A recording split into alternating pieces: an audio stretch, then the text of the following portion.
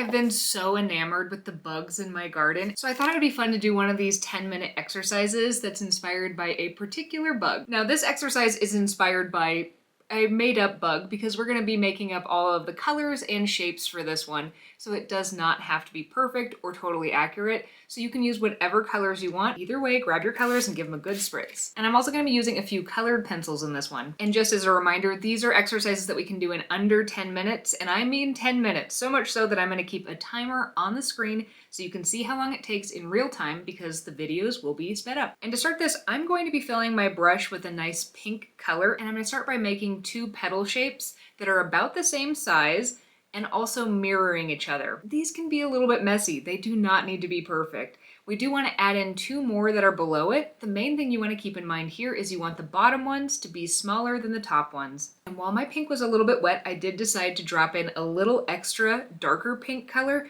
just to give it some nice variation. And then what we want to do is move down the page, scattering these, they're going to be butterflies, of different colors. And if you make small butterflies, it's really just a couple taps of the brush, so you can really take advantage of the shape of your brush. But I recommend varying the size and the color of these, as well as the direction that they're pointing, so that it just gives the page a little more visual interest. Now the butterflies we're doing here are totally made up, so you can do these in different colors. You could keep them solid, you could drop in additional colors. Just go with your gut on the colors. Then it's time to let it dry or make it dry, and the make it dry was definitely crucial in making sure this was under 10 minutes because at this point, I was starting to get a little worried about the time. But once I was able to get it dry, I grabbed a colored pencil. I went with kind of a darker blue purple color. I made the bodies for each of these butterflies. Don't forget the little antennae, that really brings them together. And then I grabbed one of the colors that was on the wing of each butterfly. I outlined the wings, some of them I added dots, and then I think most importantly to this composition,